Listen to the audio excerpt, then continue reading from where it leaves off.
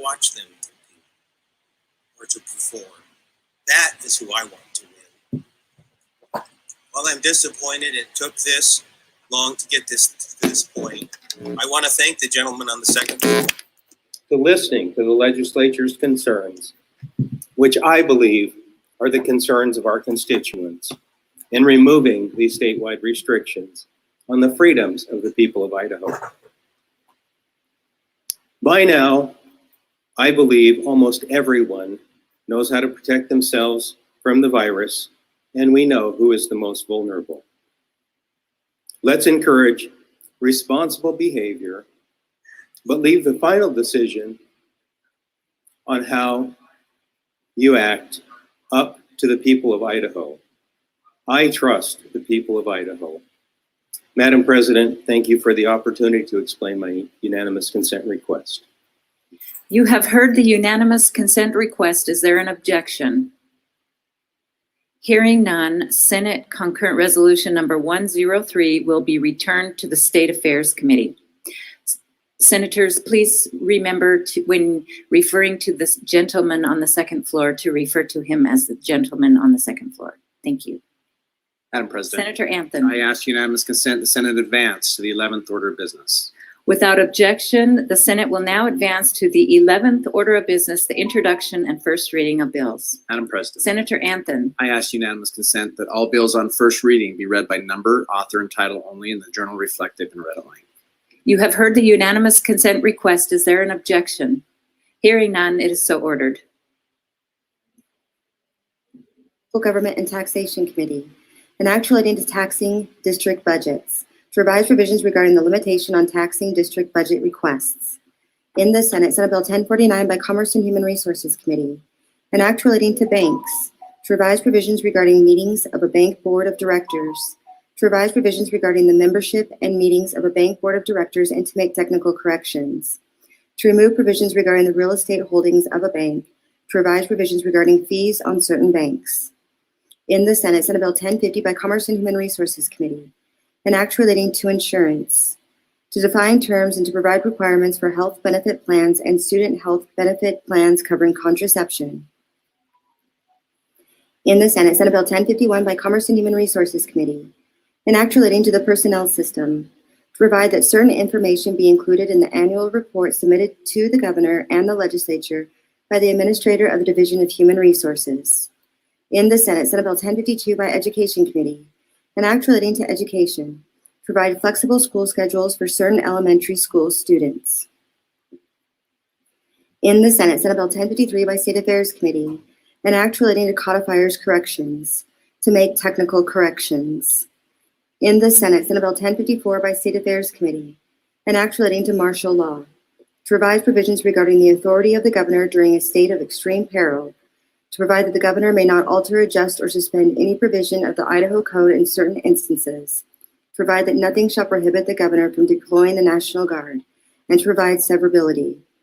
In the Senate, Senate Bill 1055 by State Affairs Committee, an act relating to sport shooting ranges, to revise definitions and to define terms.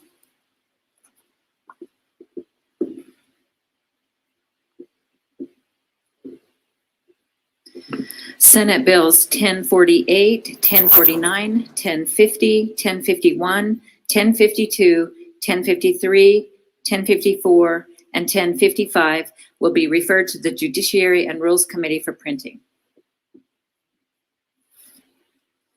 In the House of Representatives, House Concurrent Resolution 3 by Transportation Defense Committee, a concurrent resolution stating findings of the legislature and recognizing the historical importance of the commissioning of the 5th United States Navy ship to be named after the state of Idaho. House Concurrent Resolution number 3 will be referred to the Transportation Committee. There's no further business in the 11th order, Madam President.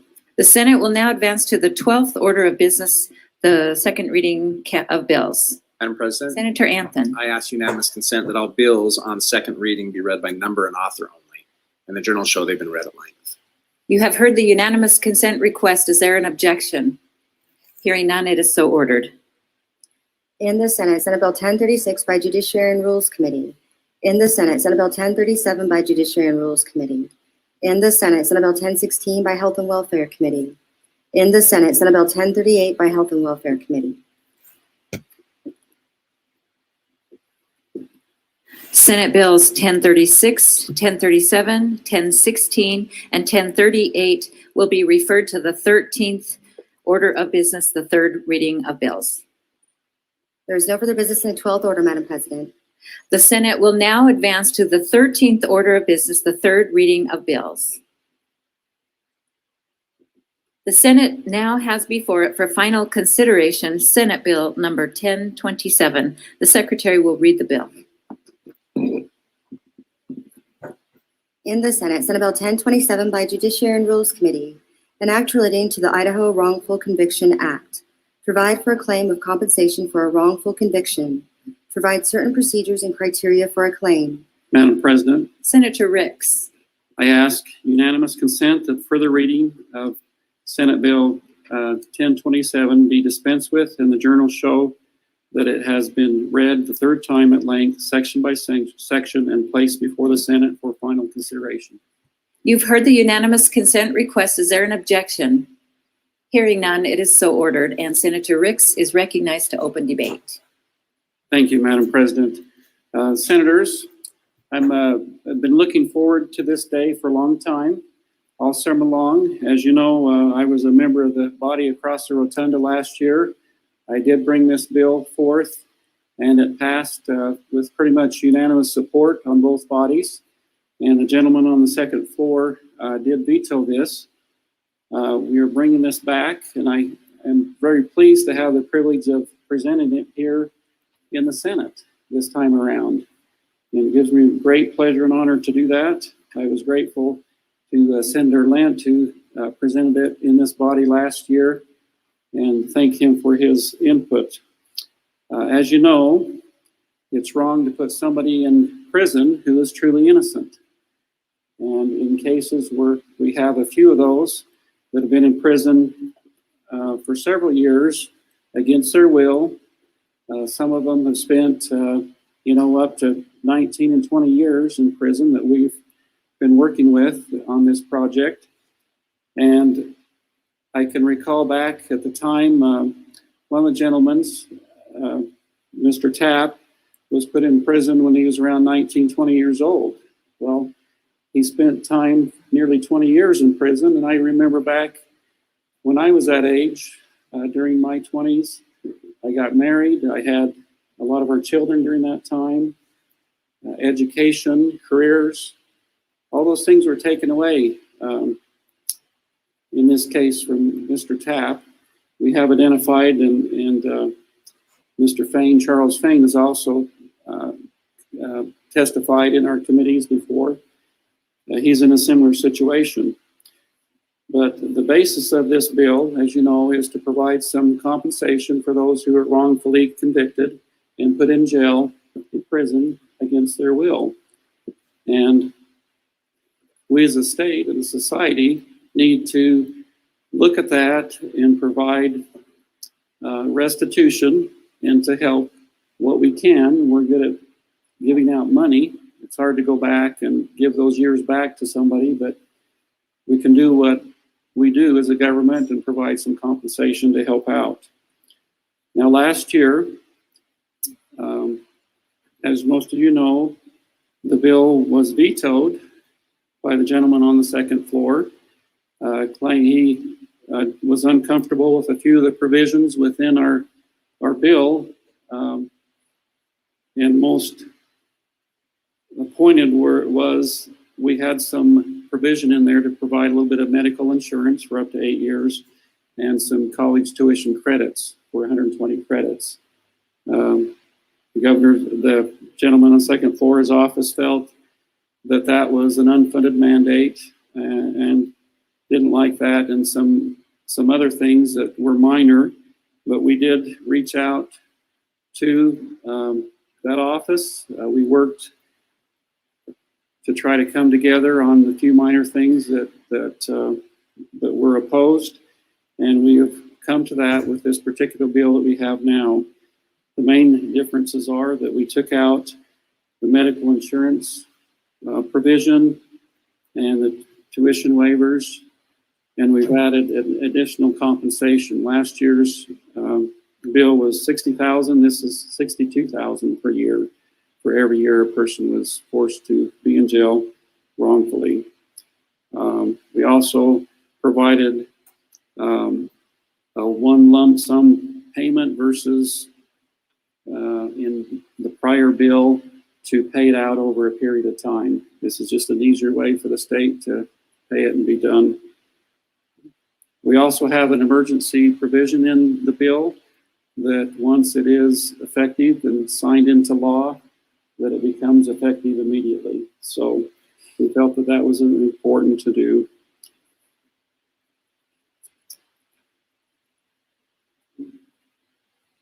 You know, Idaho is still one of the 15 states that does not have a wrongful conviction type of legislation. I hope we can fix that this time around. And I believe this is a bill that all of us can unite around. There's several pieces of legislation that will be coming forth that we may not always see eye to eye on, but this is something that all of us can unite together, come together and support for a good cause. As we know, it is certainly better that a dozen guilty men go free than one innocent man be put in jail and held against their will. So many have helped out. I feel a great privilege to be part of this process. So many have helped release those who have been put in prison guilty, put in prison, but yet were innocent. And we appreciate the Idaho Innocence Project, the National Innocence Projects for their support in this. Senators, I do ask for your support in this bill one more time, and we'll get this done. Thank you. I'll stand for questions. Is there further debate?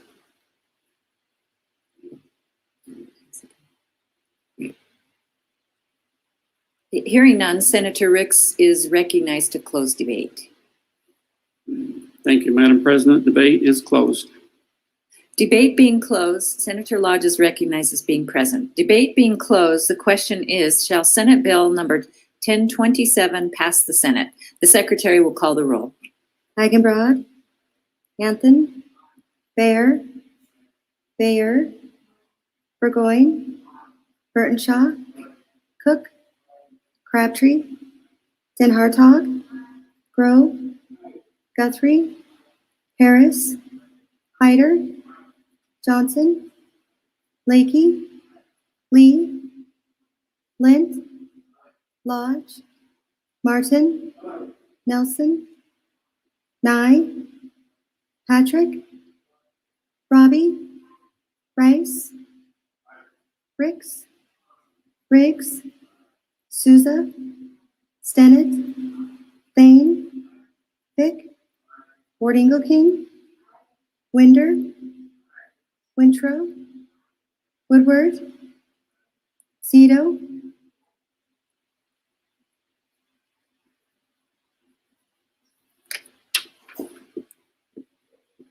Roll call shows 35 ayes, 0 nays, 0 absent and excused. A majority having voted in the affirmative, Senate Bill number 1027 has passed the Senate. Is there a correction to the title? Hearing none, the title is also approved, and Senate Bill number 1027 will be transmitted to the House of Representatives. The Senate now has before it for final consideration Senate Joint Resolution number 101. The Secretary will read the bill. In the Senate, Senate Joint Resolution 101 by State Affairs Committee, a joint resolution stating findings of the legislature, proposing an amendment to Article 3 of the Constitution of the State of Idaho by the addition of a new Section 30, Article 3 of the Constitution of the State of Idaho, relating to the production, manufacture, transportation, sale, delivery, dispensing, distribution, possession, or use of psychoactive drugs in the state of Idaho. Stating the question to be submitted. Madam President, Senator Grow. I ask unanimous consent that further reading of SJR 101 be dispensed with, and that the journal show that has been read thoroughly 3 times, section by section, and placed before the Senate for further consideration. You've heard the unanimous consent request. Is there an objection? Hearing none, it is so ordered, and Senator Grow is recognized to open the debate. Thank you, Madam President. This has been a labor over many months, and I appreciate the opportunity to finally stand and talk about it in public and with each of you here today.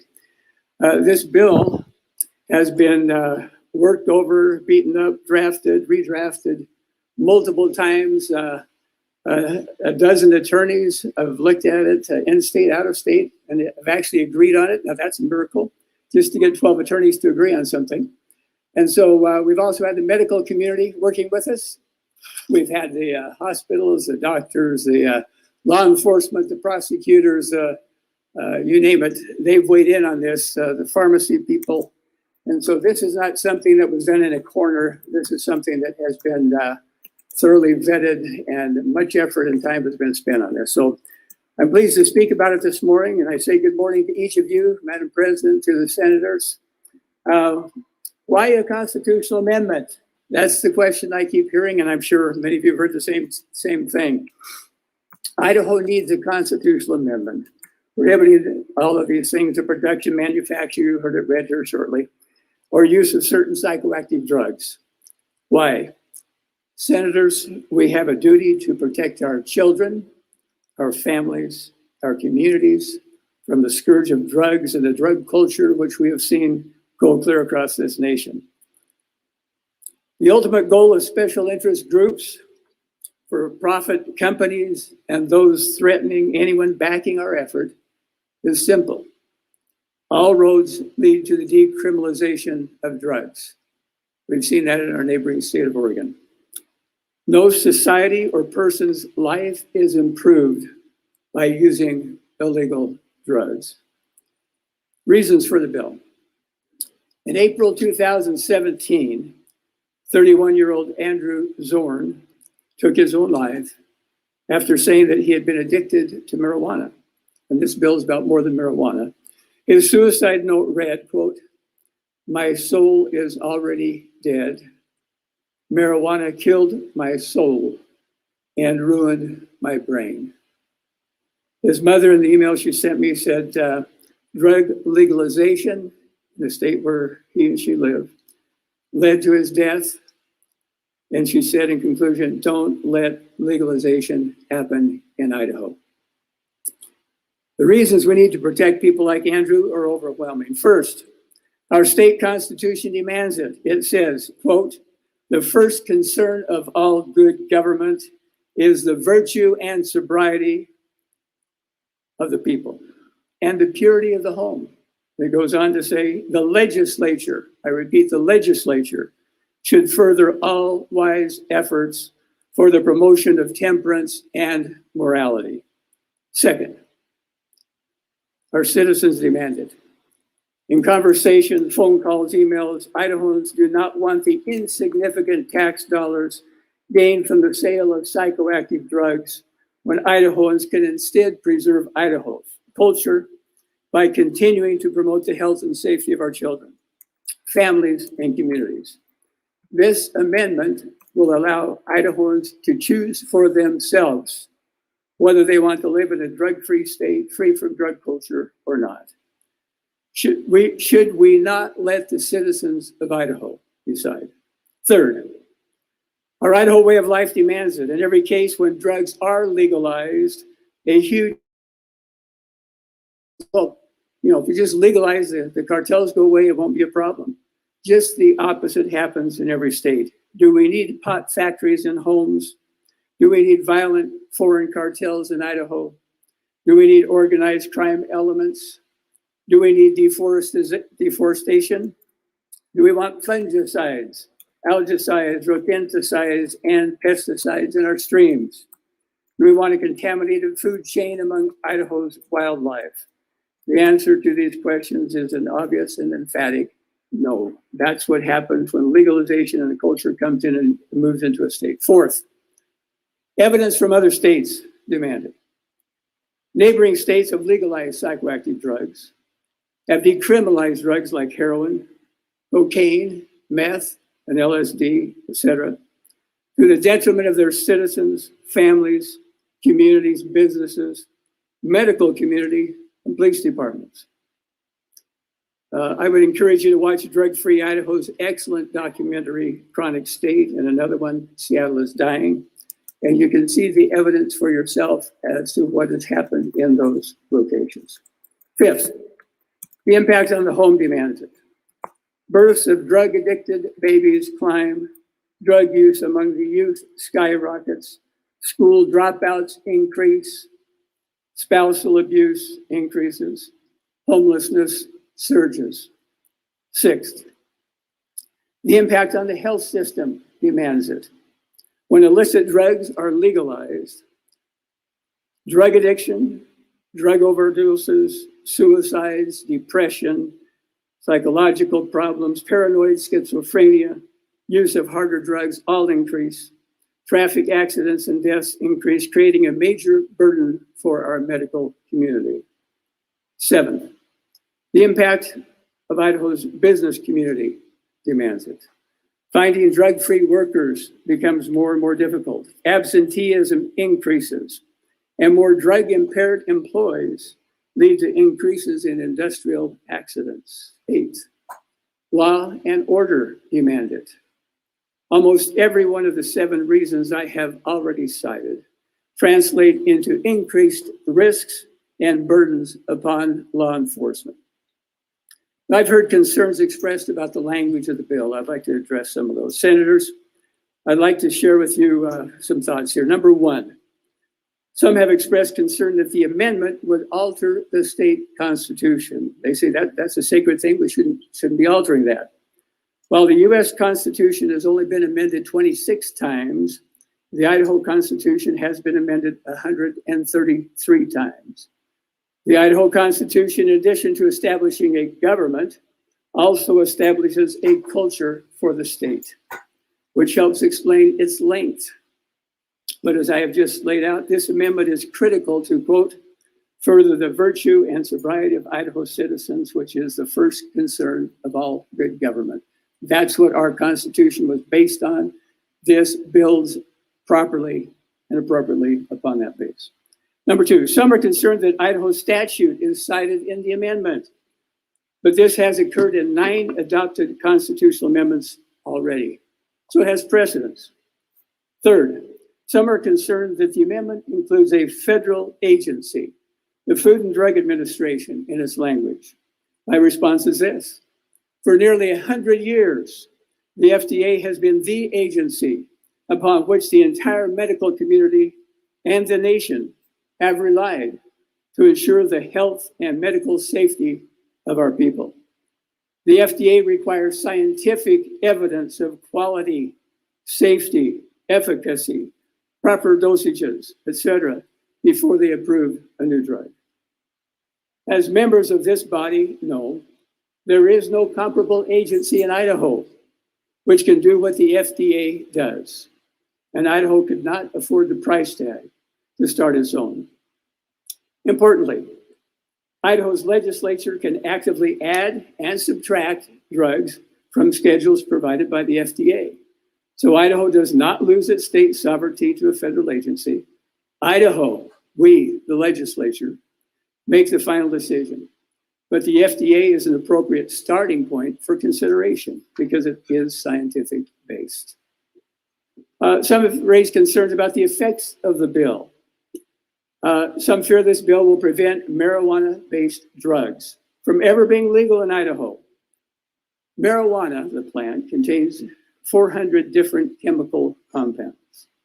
In research, the FDA has already approved 4 medicines derived from compounds found in marijuana. Epidiolex for seizures, Marinol and Syndrome for nausea associated with cancer therapy, and anorexia associated with AIDS patients. And the last one is Sesament, also used for treatment of nausea from cancer therapy. All these are currently available in Idaho. 2 of these drugs contain THC. Number 2, research continues, and it is likely that other FDA-approved drugs for marijuana's 400 chemical compounds will be coming forward. Third, the FDA understands the need to develop therapies for patients and unmet medical needs and is strongly encouraging companies to research cannabis compounds and develop cannabis-related drug products, including CBD. Fourth, in addition, the FDA's expanded access program, sometimes called compassionate use, statutory and regulatory provisions are designed to facilitate the availability of investigational products to patients with serious illnesses. Fifth, the amendment states that the right to try legislation already passed by these legislatures and signed by the governor in 2016. This right to try legislation is not affected by this bill.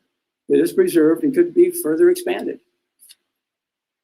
Six, some are concerned that CBD will be made illegal with the passage of this amendment. In response, we've been assured by multiple attorneys that this legislation will not restrict any products containing less than 0.3% THC. These are already approved in the federal farm bill passed in 2018. Seven, another concern I've heard centers around penalties, that the penalties for drug abuse in current statutes will be forever included in the Idaho Constitution. That is absolutely false. This constitutional amendment says nothing about penalties. Those are statute-based, and they are not referenced or influenced in any way by this Idaho constitutional amendment. The amendment would not incorporate penalties for using psychoactive drugs into the Idaho Constitution. Those penalties are in Idaho statutes, which are there and could be altered if people chose. Number 8, I've also heard concerns about the foregoing of tax revenue from the legal sale of drugs. But the reality is this, for example, in Colorado, tax revenues from the sale of marijuana represent less than 1% of Colorado's overall tax revenues. There's not a single state that I've found that's anywhere close to 1% across the nation. And in a study done by the Centennial Institute, part of the Colorado Christian University in Denver, they found, and with an independent group that did the study on their behalf, recognized the researchers, they found that for every dollar of tax revenue from drug sales, the state of Colorado pays $4.57 of taxpayer money for the economic costs caused by drug legalization. That cost does not include the cost of families and finances and suffering. The latter is arguably the greatest cost of all.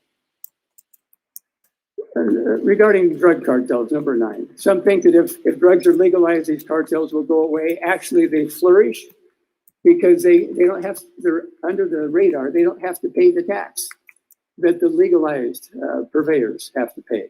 And so drug cartels move in abundance. Number 10, some are concerned about the emergence of more government bureaucracy.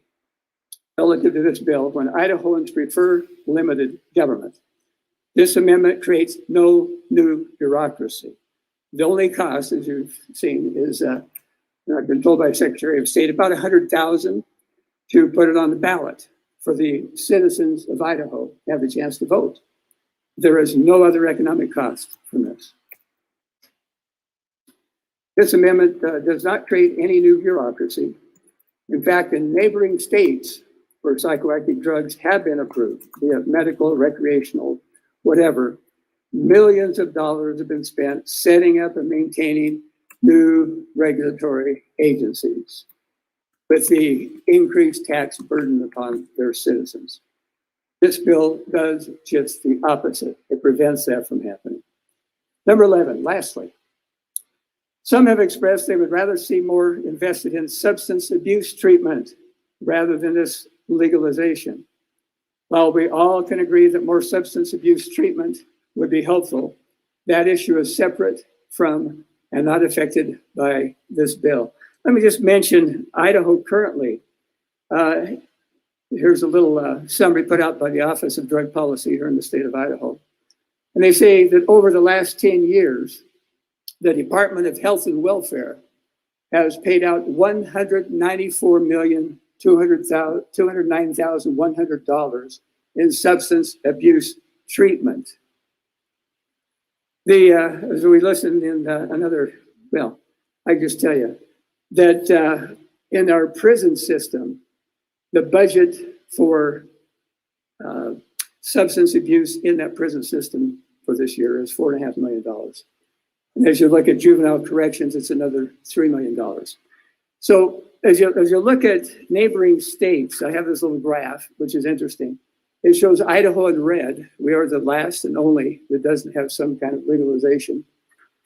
And if you compare to neighboring states, if you look at age groups, the 12 and under, you look at the teenagers, look at adults, Idaho is less than half of every state around us is here, Oregon, Washington, and Montana.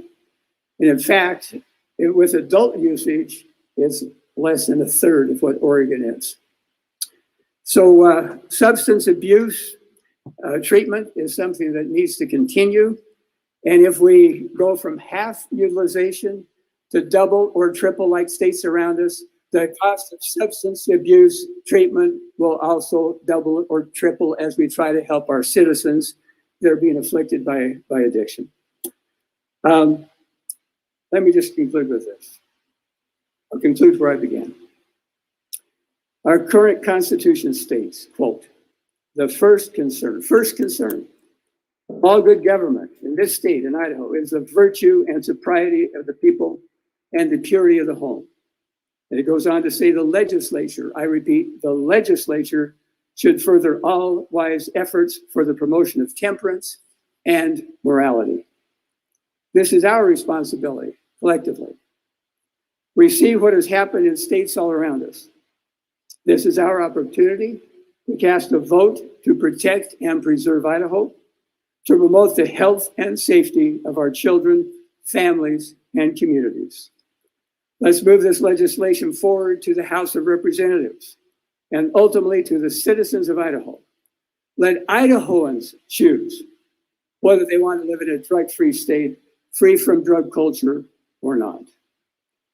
Let's create the opportunity for the approximately 1 million registered voters in Idaho to cast a vote in November 2022 to protect our Idaho values, to keep us free from the devastating effects of the drug culture.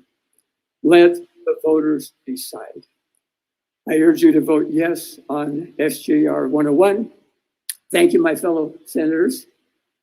And Madam President, with that, debate is open. Is there further debate?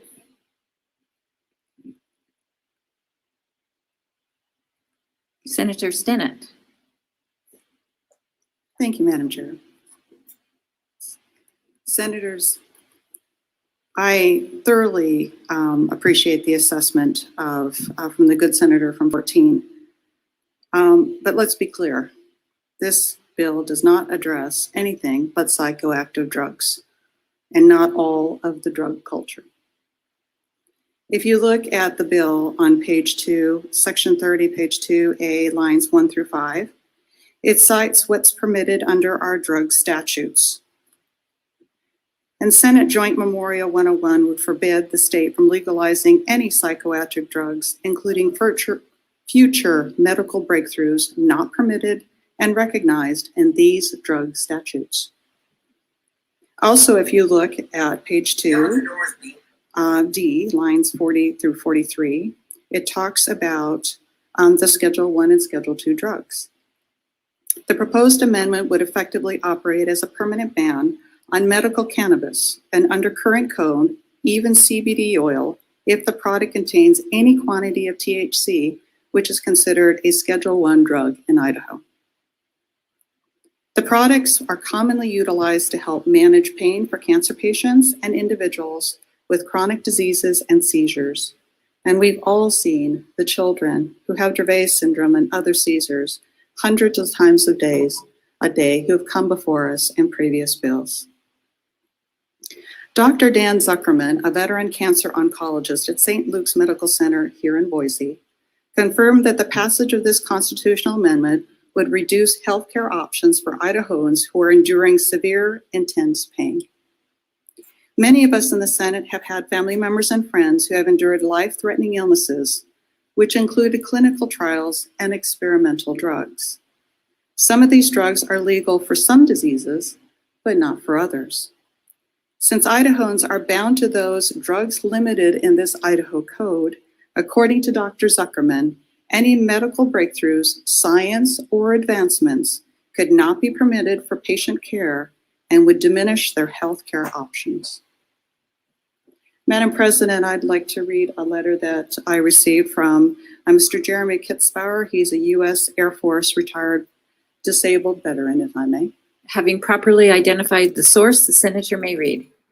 Thank you, Madam President. Good senators. Mr. Kitzbauer is a veteran, and he has a very rare stage 4 terminal cancer. And he says that when after the military, he says, I worked in the medical field and was a health inspector at Central Health District Health. I have undergone 2 mother-of-all surgeries, 20 rounds of chemotherapy, and almost 60 rounds of cancer inhibitor drugs. And I have a massive amount of scar tissue and adhesions on my and my tumors continue to grow and crush my organs. All of my organs have been pulled out of my body, and my body cavity is scraped and put back in. And I am still here, but I have to tell you, my specialists have told me that they would prescribe medical cannabis if I did not live in Idaho, because I am on 3 different opioids that are guaranteed to not maintain my quality of life. He goes on to say that SJR 101 will forever force people with serious medical conditions to live in pain and take opioids, or risk the serious medical issues of even death from their current opioid regimens. He says that we need practitioners to be able to make decisions, and the Idaho Senate, although made of 35 distinguished professionals, must remember that no senator here is a current or former practitioner or medical expert. SJR 101 would require FDA approval of medical cannabis, which will not happen. Pharmaceutical companies cannot profit from it. To date, the FDA has not approved a marketing application for cannabis for the treatment of any disease or condition. He says that if you are talking about even the right to try, he said he would not be able to be taken care of by the VA hospital in Boise because they will not prescribe to me even though I am terminally ill because it is an illegal substance. He said the federal passage of medical cannabis would be legal even though every VA hospital in this nation except Idaho would be able to give it to its Idaho veterans, but our veterans here in Idaho would be able to be prescribed medical cannabis.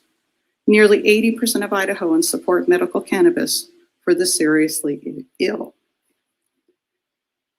Idaho's right to try law is thought of as a way of for terminally ill patients to access drugs and would otherwise be illegal. And that is in the bill on page 2, lines 11 through 13. Mr. Kitzbauer, Dr. Zuckerman pointed out that that's not how it works. He does not feel that he can prescribe an illegal drug such as cannabis to a terminally ill patient for pain relief. It's illegal, even with the right to try being in our statute. Hemp and CBD oil are legal federally in all states but Idaho. This bill could put the state at an economic and medical disadvantage. Constitutionally forbidding drugs that other states and the federal government have approved could compromise medical reimbursements like Medicare and Medicaid and other health insurances. I am always deeply concerned about the potential medical consequences of allowing a government to prohibit a patient's health care options. If there were any medical advancements involving substances not legalized in our drug statutes, Idahoans would not have access to it under this law. Thank you, Madam President. Is there further debate? Madam President, Senator Robbie. may I ask that the good senator from District 14 yields to a question? Would the senator from District 14 yield to a question from the senator from District 17? Happily, thank you. Senator Robbie, if you would please state your question. Thank you, Senator. So I just have a question about the end of this bill under section 32D, where it says that psychoactive drug is defined under Idaho Code as such sections existed on July 1st, 2021, as well as all substances added in amendments to sections made subsequent to July 1st, 2021. Just wondering if essentially this allows this amendment to the Constitution to change with changes in statute. Senator Grow. Thank you, Madam President. Thank you, Senator Raby. I understand your question correctly. What this does is it carves out time for statutes or other things that would want to be done during this session. That is correct, if that's your question. And a follow-up, Madam Follow-up? President. Yes. Does the senator yield further? Yes, thank you. Thank you, Senator Raby. What about changes made after July 1st, 2021? Senator Grow. Thank you, Madam President. After July 1st, 2021, then it would rely on the FDA and this legislative body and the body across the hall to make the determination if there were changes that we wanted to have happen, we can make those changes. Thank you, Senator. Madam President, may I ask for a moment to briefly debate the bill? The senator has the floor. Thank you, Senator from 14, for answering those questions and for all of your hard work on this bill. I will be voting against this bill just for concerns of my constituents, as well as a big concern I have about the precedent that this sets for how we amend the Constitution. In our Constitution, we have requirements that any amendment passes by a 2/3 majority and then goes to the voters. And I think this sets a precedent which takes away that ability of the voters to approve any amendments to the Constitution, as any changes in the statute will affect that. So I don't feel like we know really what we're voting for today, as the implications of this could change by statute in the future, either in this session or in sessions in the future. And I'd like to give that ability to the voters to choose how we amend the Constitution. Thank you. Thank you. Is there further debate?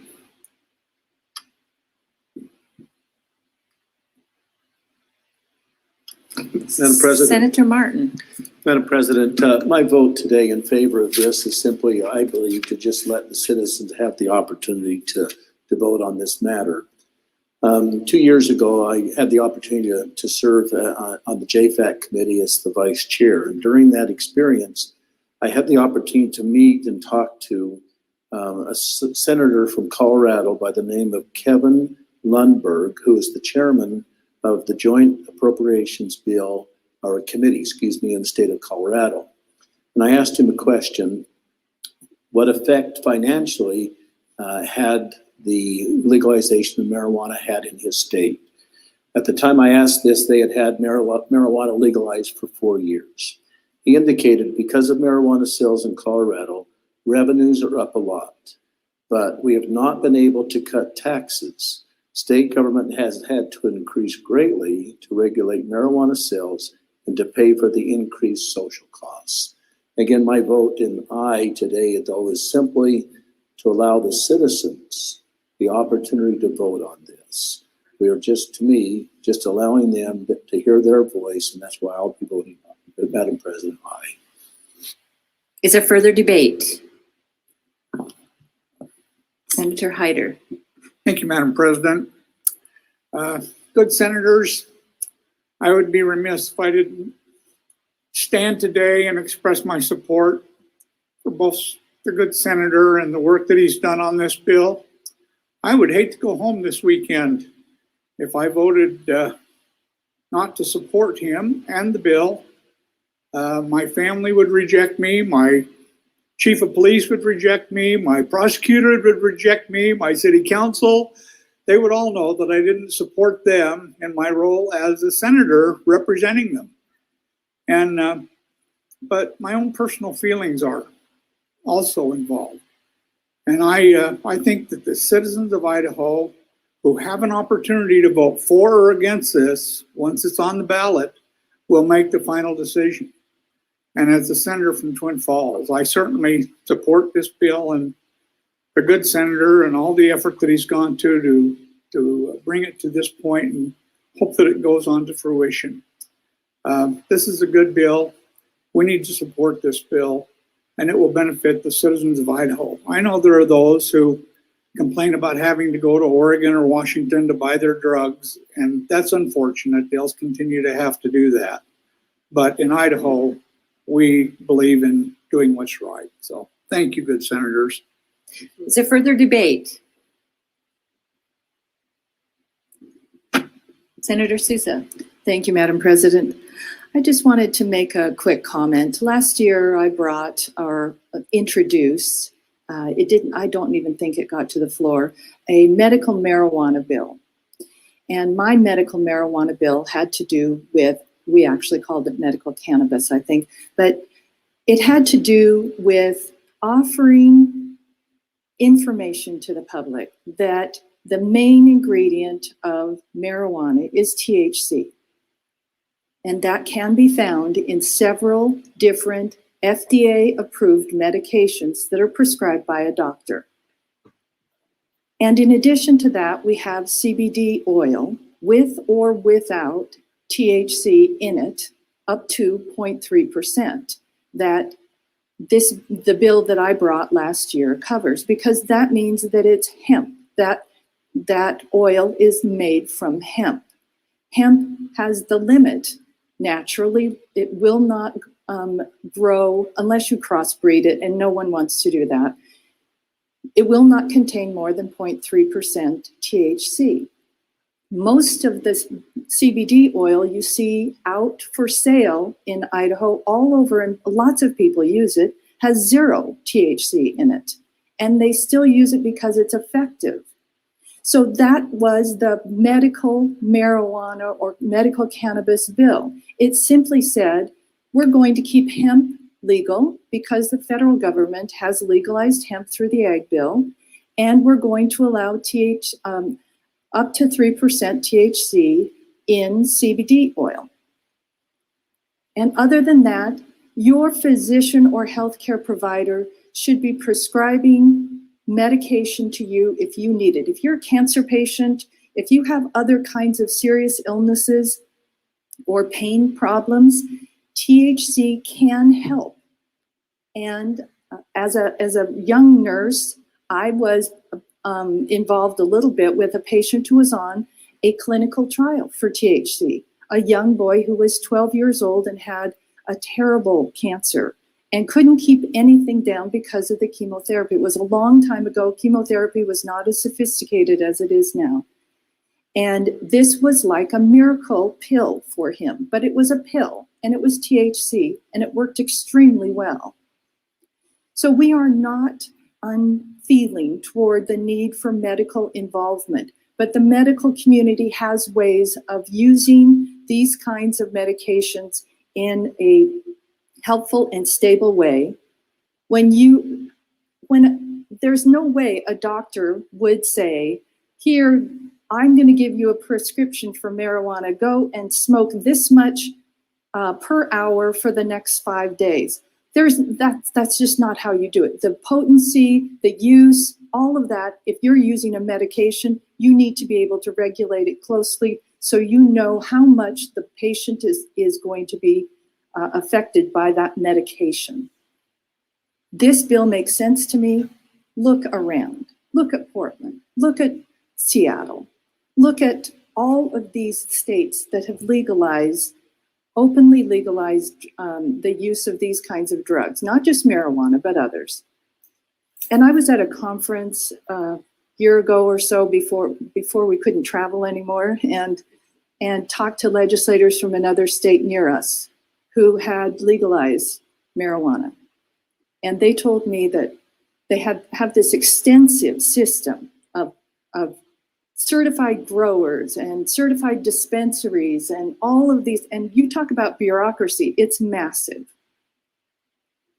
And then they said, And the interesting thing is that more marijuana goes out the back door of these dispensaries than goes out the front door. The black market is still alive and well. So we will not be cleaning up the problems that some think we will, and we will be inviting huge money and huge political power into Idaho through the cannabis industry. I think this is a wise move. I think we will look back on this and we will say, good thing Idaho stood strong, because now it makes a difference for our citizens. Thank you. To further debate, Senator Lakey. Madam President, to debate in favor of the bill. Senators, I stand and want to thank the good senator from 14 for his efforts and months of work. And his extremely thorough debate. I'm not standing to pretend that I can add to what he said. He laid it out extremely well. I start also with the sentiment that this is going to be left for the voters. It's our job to tee it up for them and let the voters decide. That said, I do have very strong feelings myself in regard to this bill. I've had the opportunity in my career and personal life to observe the effects of illegal drug use on individuals and communities. Senators, we need to draw a line in the sand against legalization of recreational marijuana, and now, as we've seen, heroin, cocaine, and meth. Some question the fact that Idaho continues to hold out when California, Oregon, and Washington have made great strides in this area. I agree that California, Oregon, and Washington have made great strides, but those great strides have been backwards and in the wrong direction. People are fleeing those states and coming to Idaho because we do value quality of life and public safety and see recreational drug use as a deterioration of those values. There's a lot of money spent by big corporate marijuana, and they do it in steps, first with medical and then on to recreational. This takes away that ultimate motivation for them, being the recreational marijuana, but it still allows for the legislature to approve future appropriate use of medical marijuana. Appropriate use is taking the beneficial elements of the plant and putting it in a prescribable form that can be dispensed by a licensed prescriber or practitioner that determines the specific dose, potency, and specific patient needs in a specific case.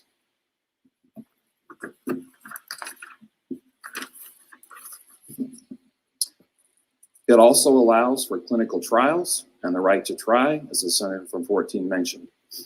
The damaging effects of legalization of marijuana and illicit drugs are well documented. The massive increases in drug use by our youth with the corresponding mental health detrimental effects, paranoia, anxiety, depression, and other mental health disorders. The societal costs come in the form of increased homelessness, increased demand on health and welfare services, decreased public safety, increase in property and other crimes. Those costs far outweigh the proponents' lauded benefits of additional tax revenue and pot scholarships for our kids. We need to put this on the ballot. Senators, it allows our citizens to vote whether or not to draw that line in the sand. That tells recreational drug proponents that Idaho is different than Oregon, Washington, and California, and we do not support recreational drug use in our state. Thank you, Madam President. Is there further debate? Senator Zito. Thank you, Madam President. I want to begin my debate by saying that I do not condone recreational use of illegal drugs in any way, shape, or form, but I think that it would not be proper for me to sit here and not bring an element of balance to this debate. My cousin lost his wife and his son within 6 months of each other several years ago. His son passed away from it wasn't even an overdose of heroin that had come across the border that was laced with fentanyl. His wife passed away from an overdose of illegal prescription medication.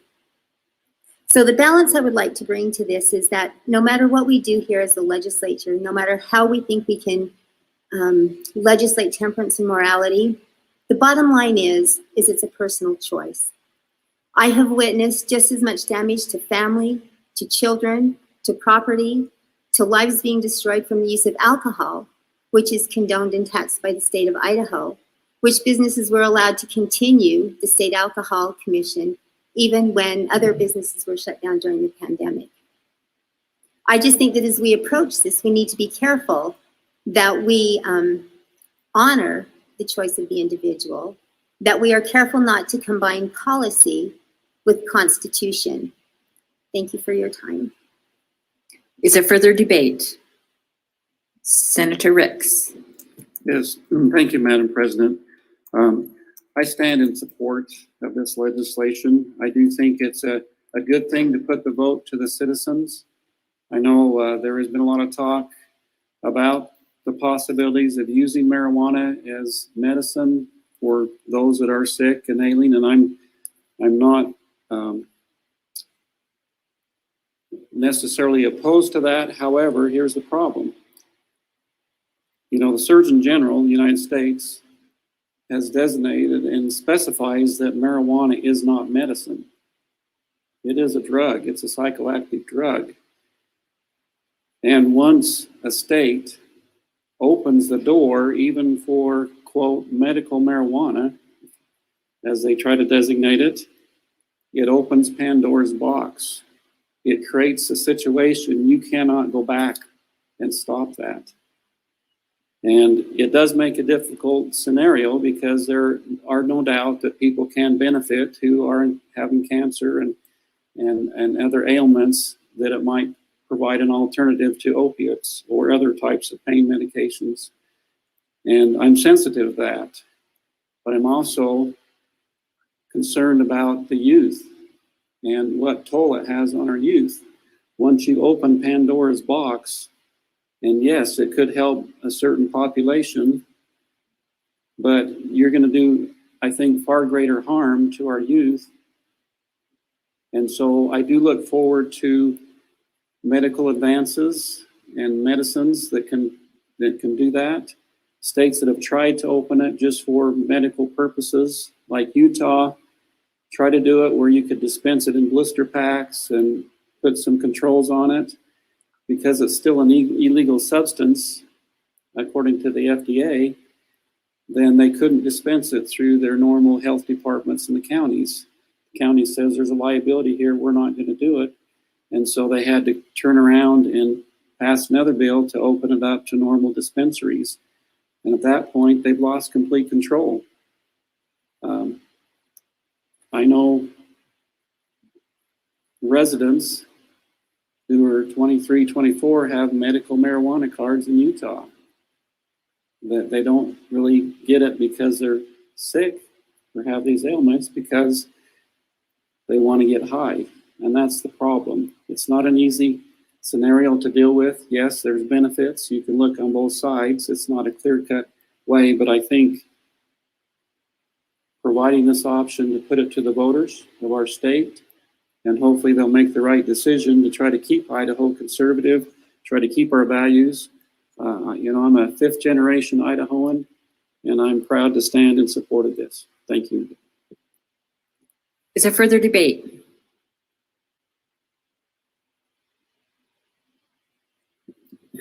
Madam Chair, or Madam President. Senator Burtonshaw. I want to start my debate with a neighbor of mine who had a daughter with leukemia. And they ended up down at the Huntsman Institute, and they went in, they diagnosed, and they set the plan for chemotherapy for this young lady. She was 10 or 11 years old. And one of the doctors said to the father, now listen to me carefully. He said, everywhere you go, somebody's going to have a cure for leukemia.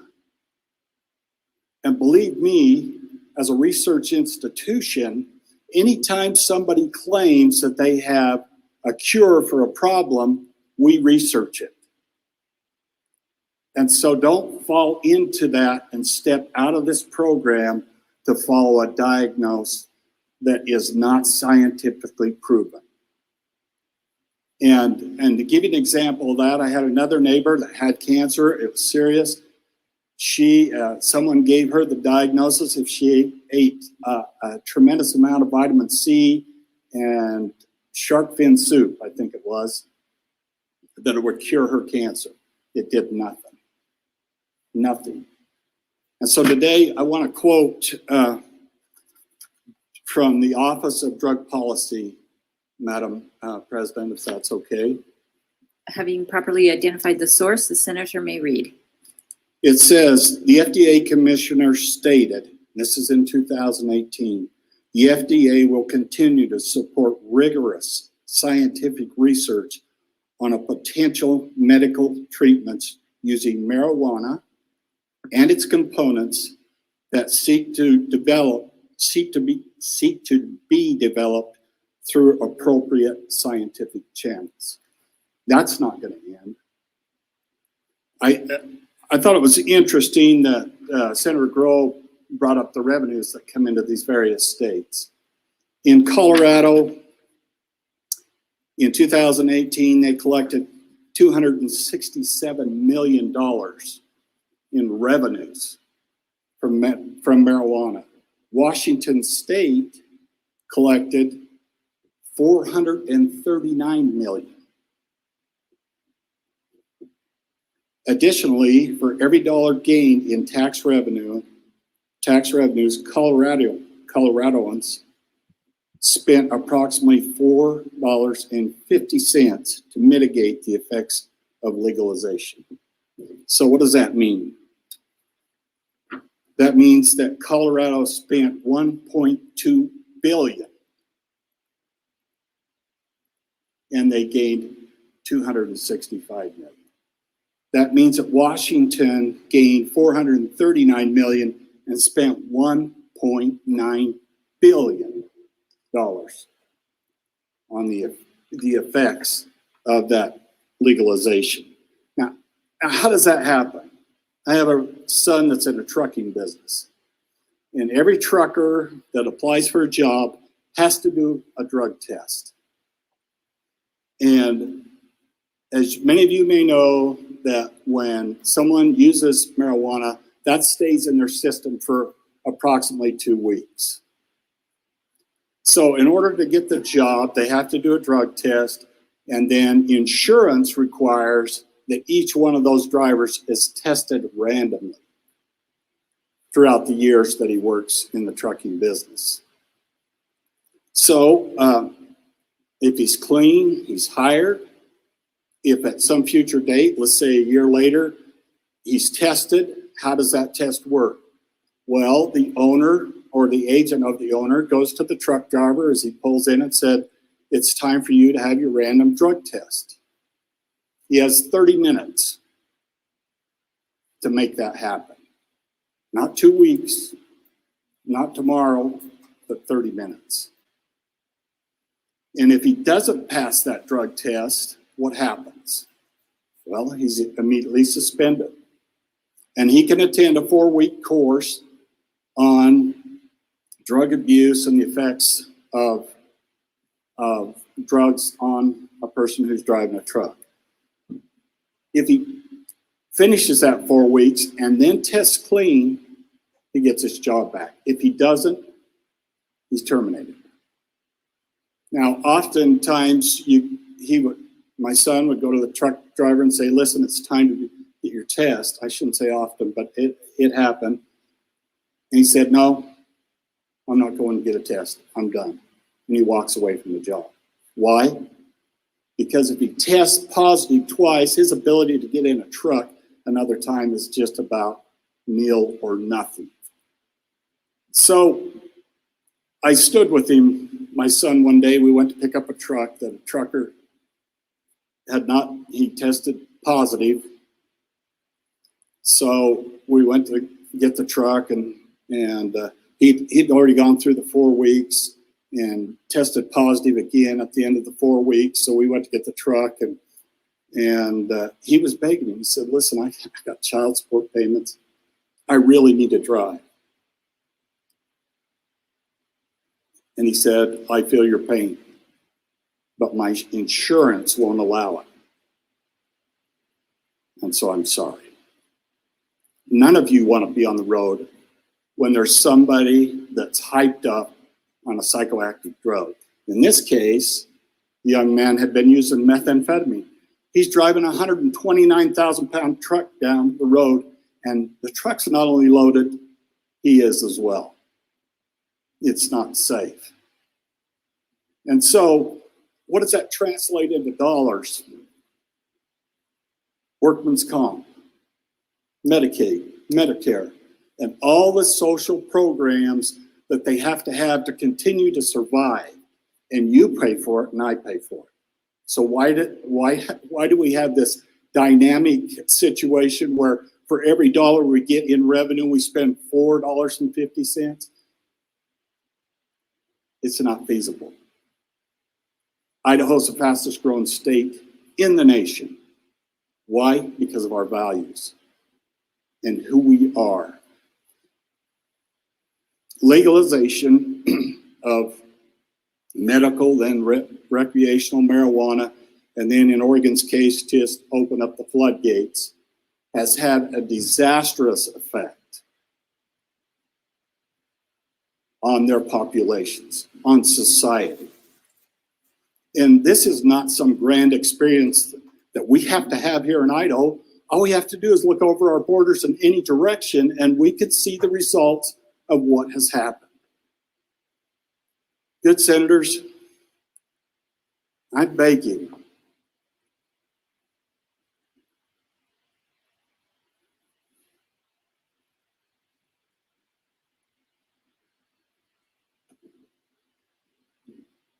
we have to keep this state clean.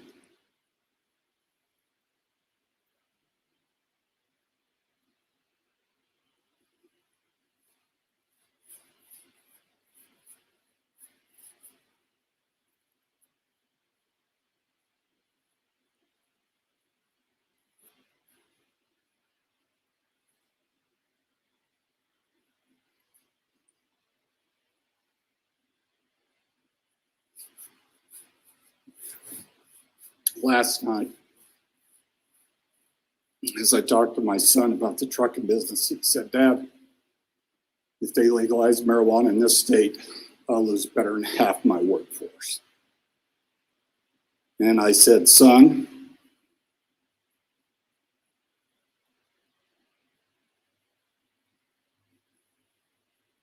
I don't know if we as a state legislature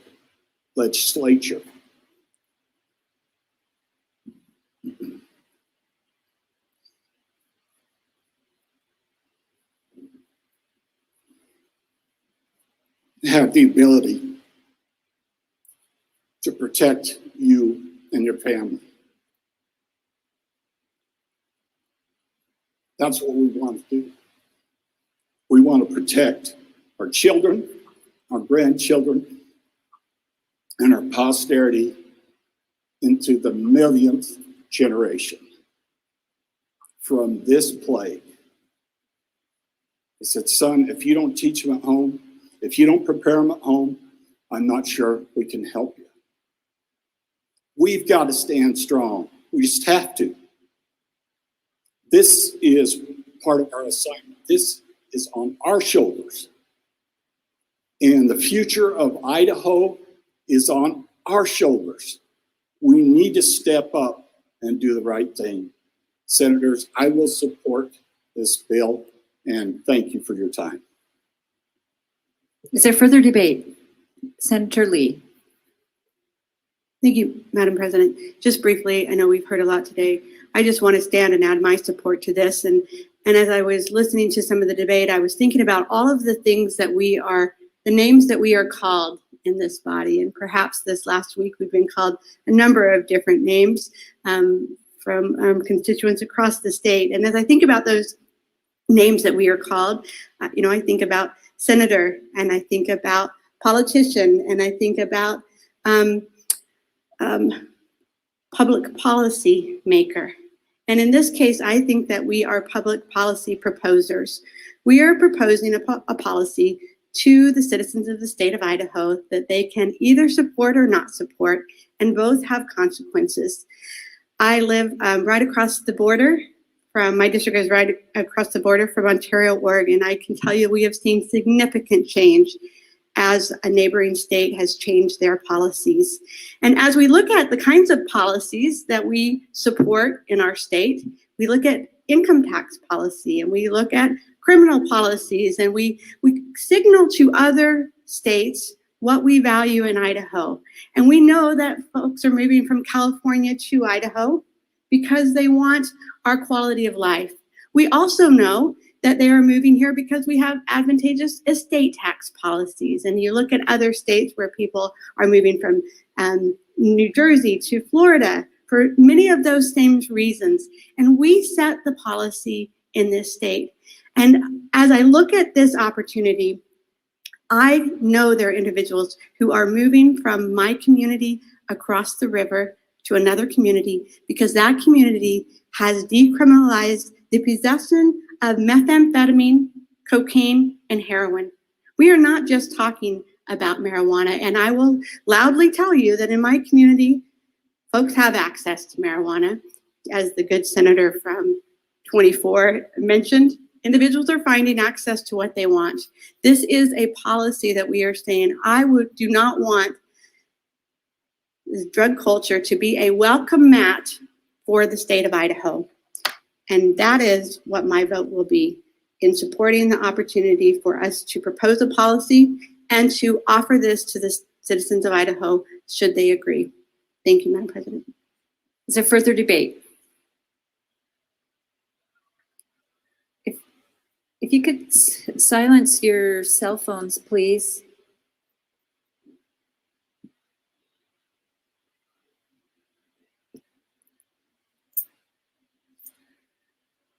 Okay. Is there further debate? Madam President. Senator Vick. Thank you, Madam President. Restricting psychoactive drugs is an admirable goal, and I applaud the senator from 14 for his efforts. But I still have a couple of concerns about the legislation. And this is my chance to explain my vote more than anything. And as a former colleague of mine used to say, I need to say this more than you need to hear it. And that's how I feel about this. My concern is of a different nature, and I waited a long time to see if this was brought up, but I have two concerns. Besides this amendment being unwieldy, it is in fact immense. And why does that concern me? Well, at the beginning of each term, we stand and we take an oath to the Constitution and say we will support the Constitution of the state of Idaho, and that's found in Article 3, Section 25 of our Constitution. And because I take that oath, I read our Constitution on a regular basis, because I want to know what I'm going to take an oath to support. And with that little bit of introduction, I hope I don't lose you in the numbers that I'm going to go over, but I do think it's important. And again, this may not mean anything to anybody but me, but I still feel like I need to say it. And you have to understand how difficult, when I talk about word counts, I need to be clear. It is very difficult to do really accurate word counts in some of this legislation. And so just please take these as approximate as the best we can do. The United States Constitution has around 7,500 words in it. The Bill of Rights adds 685 words to our Constitution. If you count all the signatures and everything, In all the new amendments, we have about 7,500 words, or almost 7,600 words in the United States Constitution. As of today, the Idaho State Constitution is approximately 26,000 words. So it's about between 3 and 4 times the length of the United States Constitution. If you take this amendment and the codes that are incorporated by reference in this amendment, we are adding over 40,000 words to the Idaho Constitution. And again, that's not directly in the amendment. The amendment itself is roughly 440 words. But if you incorporate by reference and you count all of those words, which you would need to understand to know what you're supporting, we are more than doubling the entire length of the United States Constitution with this one amendment. And really that concerns me. And my other concern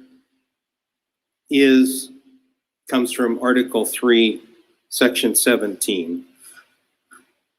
And Madam President, may I read from the Idaho Constitution? The senator always has the privilege of reading from the Constitution. Thank you. It says, every act or joint resolution shall be plainly worded, avoiding as far as practicable the use of technical terms. Now, I don't know if you've looked at these laws that we're incorporating by reference, but that's virtually all they are, is technical terms. And so even if we have not violated directly violated the intent of the law, in my opinion, we have violated the spirit of that law by incorporating all of these words, many of which I cannot even pronounce, into our Constitution. So this is a very difficult vote for me because, again, I agree with the end that is being sought here. And after listening to my colleagues and their heartfelt stories, it is just an extremely, extremely difficult vote for me. But in my opinion, this is not the proper way to amend our Constitution, and I am not able to support it. Thank you, Madam President. Is there further debate?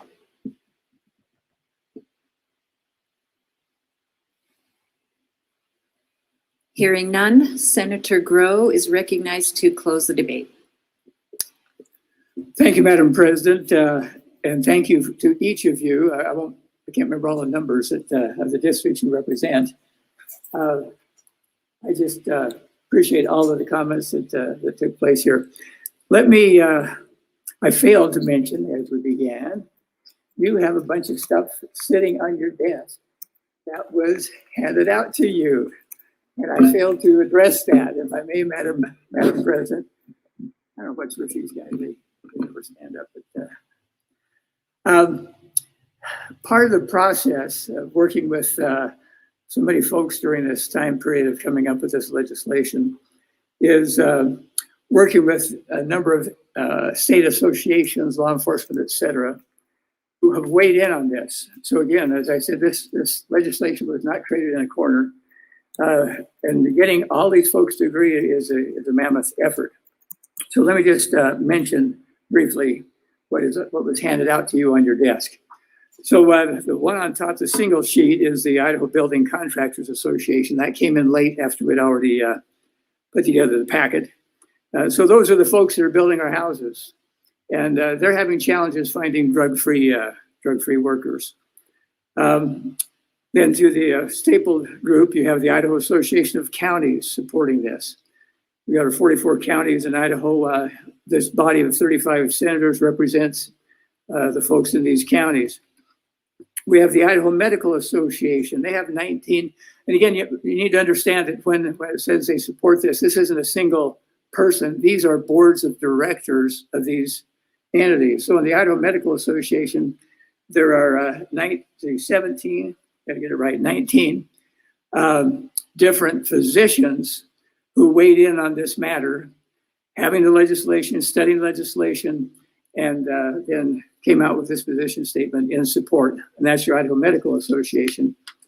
Idaho Hospital Association, they have 17 different hospitals represented by the directors on the board of directors for that group. And again, they were unanimous in their vote to support this amendment.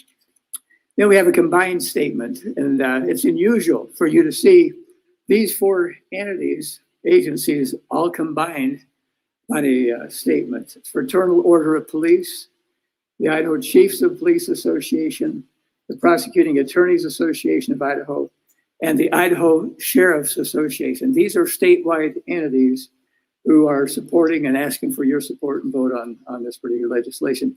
The Farm Bureau Federation, they speak in behalf of their 80,000 plus members, again, encouraging support of SJR 101.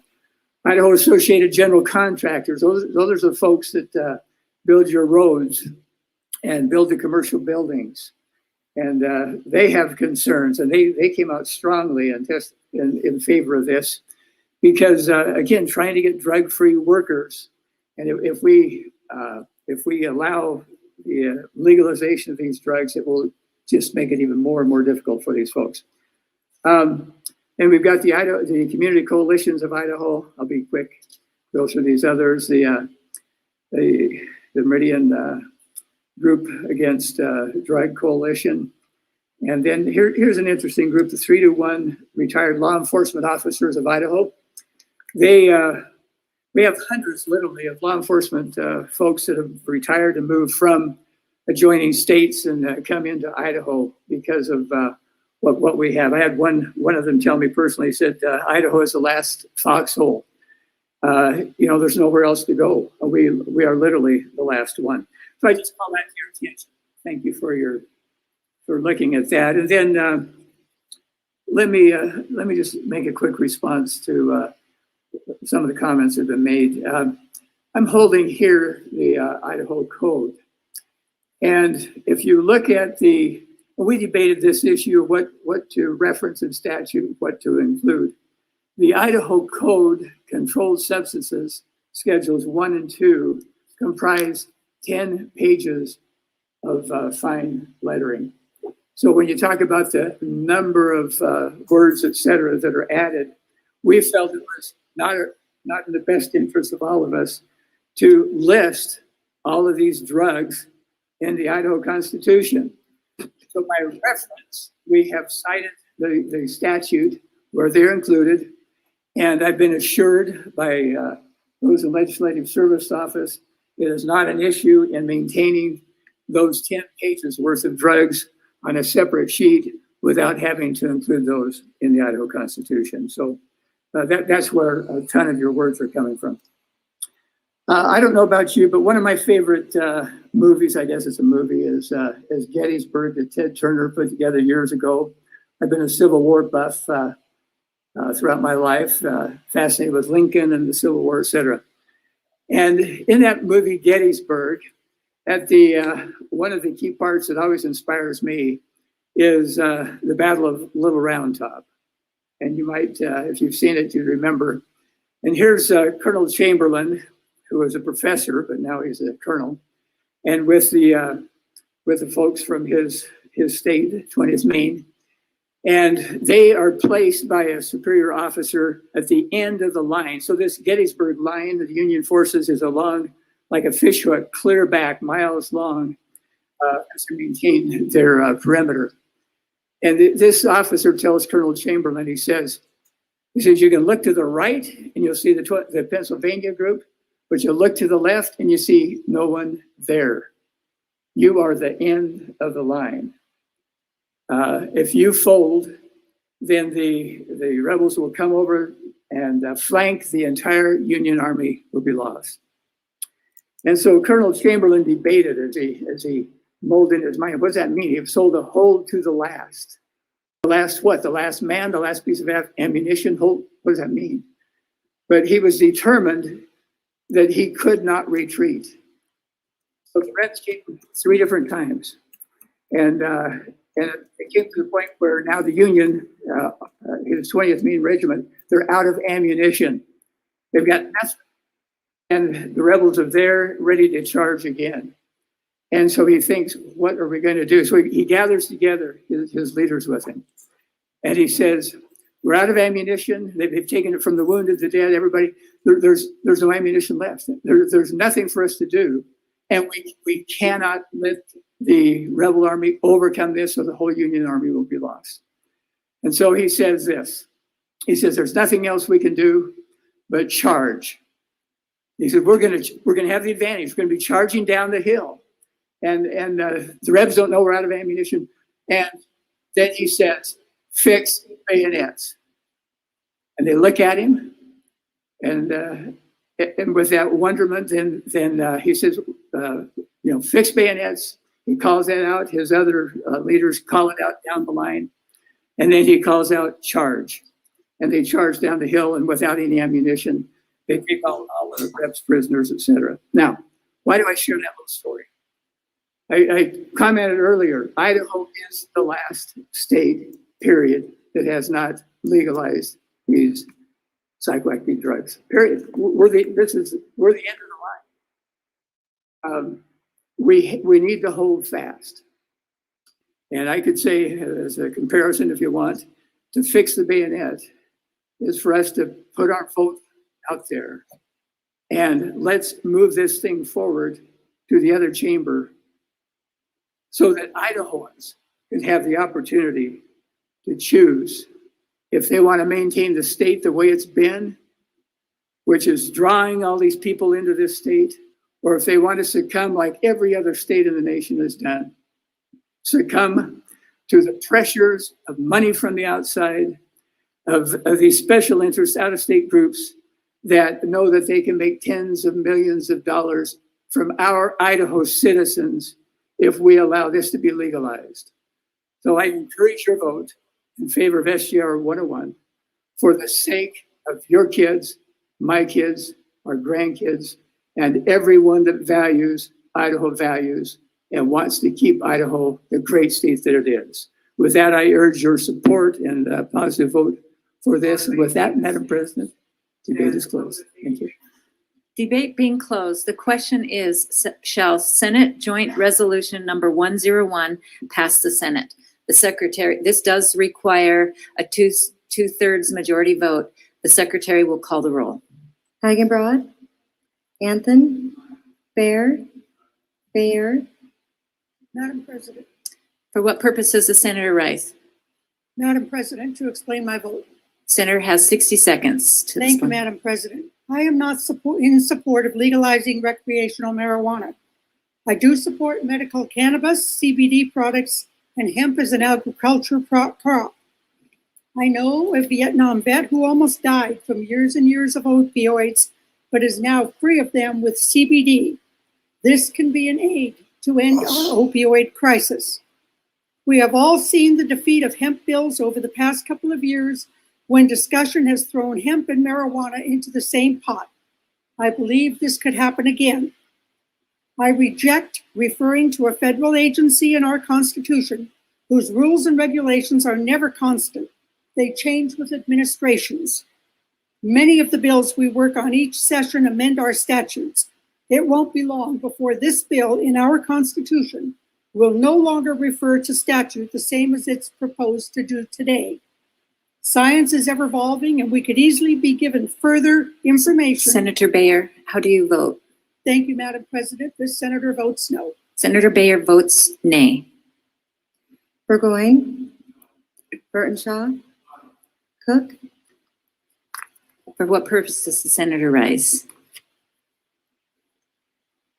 Madam President, to explain my vote. The Senator has 60 seconds to explain his vote. Thank you. When I decided to run for this office, I was here about a year ago, and I went and met with the Senator Hill, the old pro tem. And I asked him, I said, how do you decide on what to vote, whether you vote yay or nay? And the first thing out of his mouth is he says to know what the proper role of government is. The proper role of government is to give people the choice. For the last 7 years, I've had an opportunity to work with young men and young women between the age of 18 and 30. I have seen what marijuana does to them. It removes their choice. They cannot make choices. And so for that reason, I vote yay. Senator Cook votes aye. Crabtree, Den Hartog, Grow, Guthrie, Harris, Hyder, Johnson, Blakey, Lee, Lind, Lodge, Martin, Nelson, Nye, Patrick, Robbie, Rice. Madam President. For what to purpose is the explain my senator? vote, The senator has 60 seconds to explain his I vote. had no intention of standing up at all, but I have two questions I ask myself with a constitutional amendment. Is it the right policy? And I believe this is the right policy. The second question, will the citizens understand the proposed amendment to our Constitution? And I've looked at this and I've thought about this and I've finally reached my conclusion, and I think they will. This senator votes aye. Senator Rice votes aye. Ricks, Riggs, Souza, Stennett, Thane, Vic, Ward Engelking.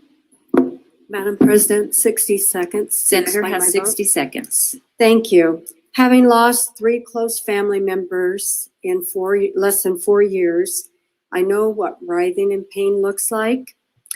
And I know when pain becomes too intense and all hope has fallen off the cliff, people seek a small amount of relief and a single ray of hope. And I believe medical cannabis is an issue, is a humanitarian issue, not a substance abuse issue. And I do not want to take even a small ray of hope or a small amount of relief away from anyone. So this senator votes no. Senator Ward Engelking votes nay.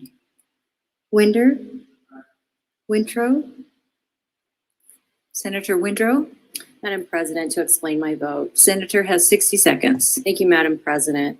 I vote nay, mostly because of what the good Senator Vic had said. I'm pretty conservative on amending our Constitution, and I was really deeply concerned when I read the amendment that I could not understand it clearly, and the amount of text and complication. There is too much risk in opening our most sacred document and making an error that is longstanding and very difficult to change, and also costs a lot of money to send it to our constituents. I also had a mother who died of cancer. I lived with her in a hospital room for 3 months. And I can tell you the benefits of medical cannabis when she was dying. Thank you, Madam President. Senator Winthrop votes nay. Woodward, Zito,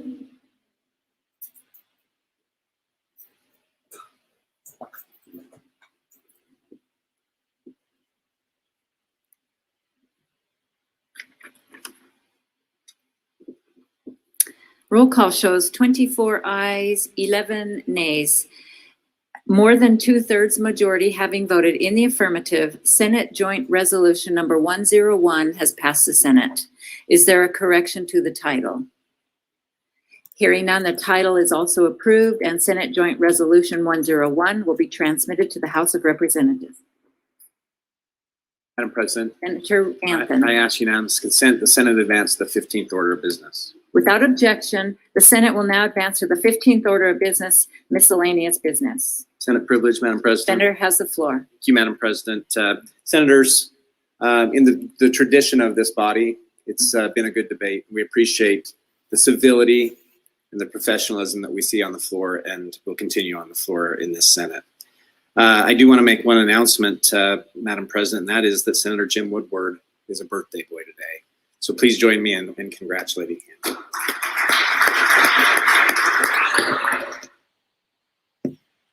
Okay, ladies and gents, you just saw it happen. It's going to the House next week. Not sure what the schedule's going to be. Pay attention. A lot of different organizations really interested in what's going to be happening with this. I'll see you at the House Committee. Take care. Remember, friends, family, community. As long as you got those three, you can make anything happen, folks. See you soon. Bye.